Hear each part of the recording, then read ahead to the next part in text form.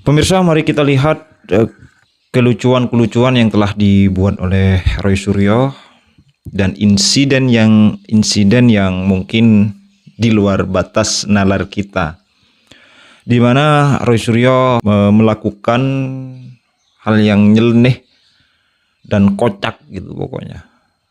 Dan orang-orang yang seperti ini mau melawan Pak Jokowi, presiden yang pernah menjadi presiden di Republik negara Indonesia yang mengatur 196 juta jiwa.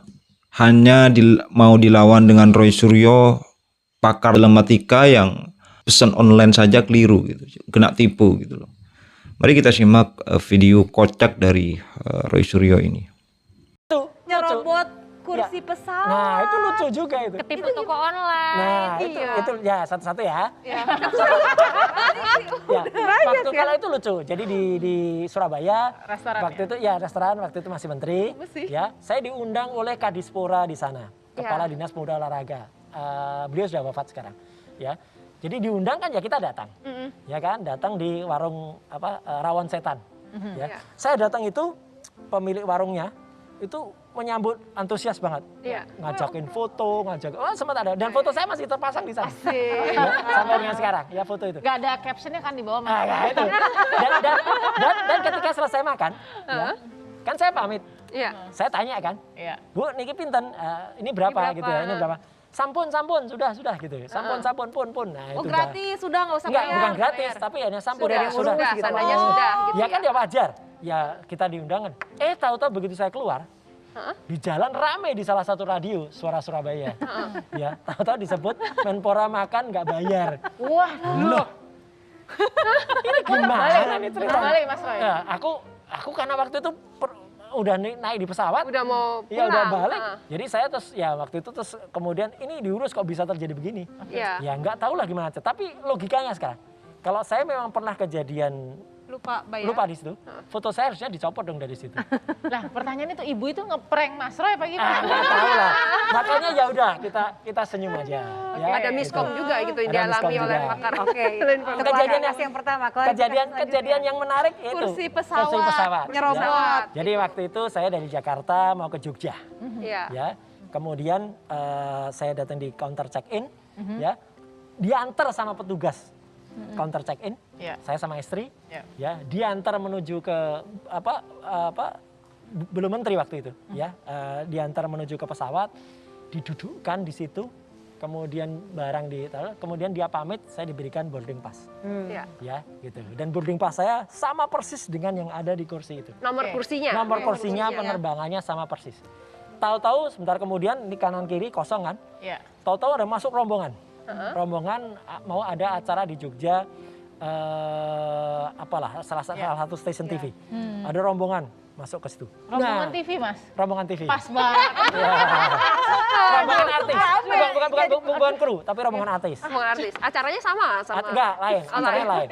Jadi begitu mau datang ke situ, kursinya kurang 2. Karena dia pesan 1. Nah, ramelah di situ. Kursinya kurang. Roy ngerebut gitu. Iya. Dan saya bilang ya udah saya belakang aja. Saya bilang gitu. Ya udah saya ngalah karena ini. Penuh, Pak. Nggak bisa. Belakang nggak bisa lagi. Loh, ya udah kalau gitu kan saya nggak bisa turun. Nah, udah.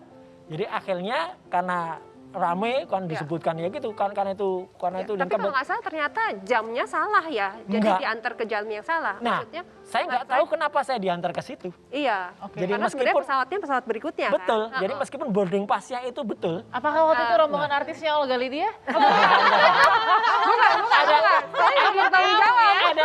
Ada satu komika di situ. Yang itu yang memviralkan. Dia memviralkan. Oke. Nah, yang ketiga apa? Soal sepeda. Toko online. Online shop. Itulah. Itu bisa pakar Komunikasi. informasi, telematika dan sebagainya ketipu toko online namanya. Ya itulah bahasa, ibu-ibu itulah yang bahasa seperti berita. kami, ya. Itulah bahasa berita. Oke. Jadi waktu itu saya memang beli sepeda fiksi, ya, sepeda online.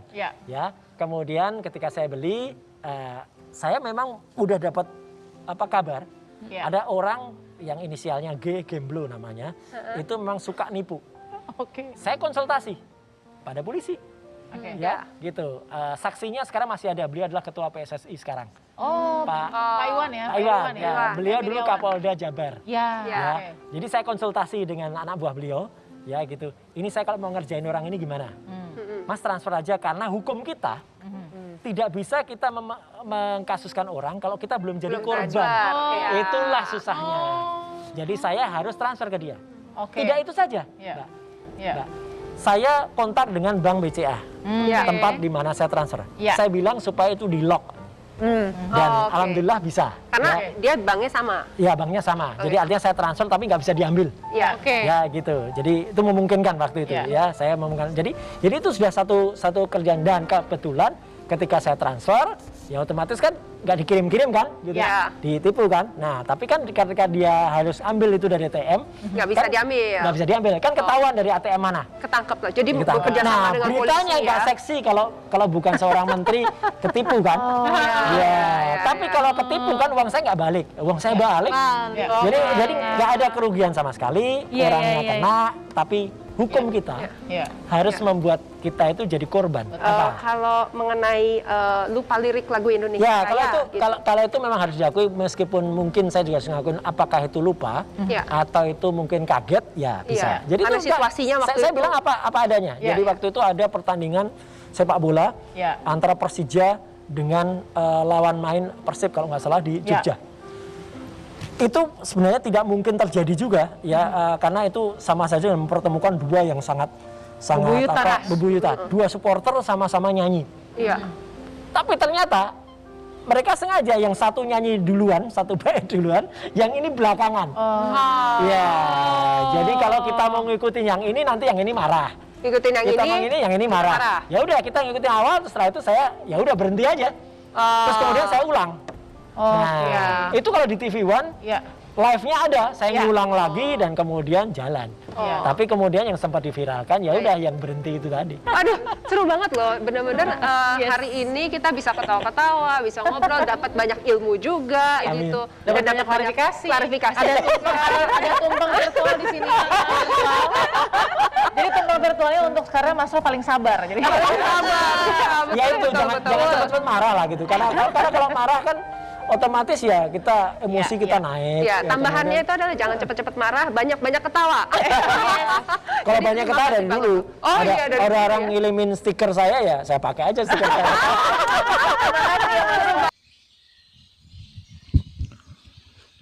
Oke.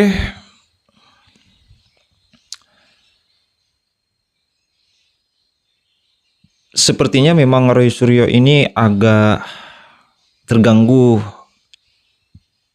otak dan cara pemikirannya ya. Agak terganggu juga kejiwaannya. Saya tidak akan membahas Rismond dan Tifa karena yang mulai pertama kali ini si Roy Suryo. Kita ketahui bersama bahwa Roy Suryo ini di acara apapun dimanapun itu selalu ketawa-ketawa sendiri. Bahkan ketawa-ketawanya tidak jelas. Satu. Kemudian yang nomor dua, begitu ada orang yang berpendapat, dia selalu memotong pendapatnya orang lain dan diakhiri dengan ketawa-ketawa. Sepertinya memang Roy Suryo ini tidak tahu rasa malu, tidak tahu rasa malu ya, tidak tahu rasa malu ya. Urat kemaluan Roy Suryo ini sepertinya sudah putus ya.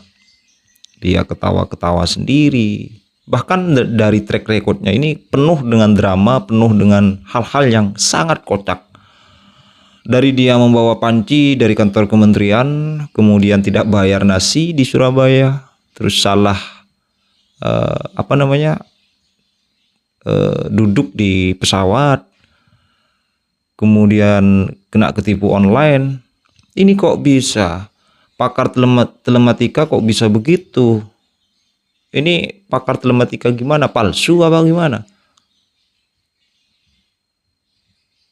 Dan bahkan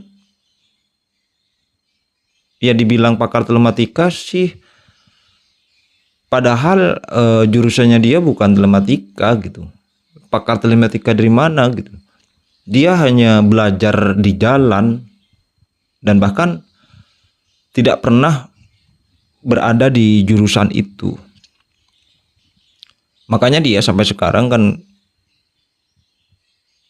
melakukan hal-hal yang kocak ya, tambah kocak tambah kesini, ini ijazah ini kan tambah kocak kalau ada Roy Suryonya. Ya, sepertinya memang urat kemaluannya putus ya. Tolonglah kepada orang-orang Roy Suryo ini diingatkanlah, jangan ketawa-ketawa sendiri, nanti stres dia, gila dia. Itu ya. Terima kasih. Salam waras.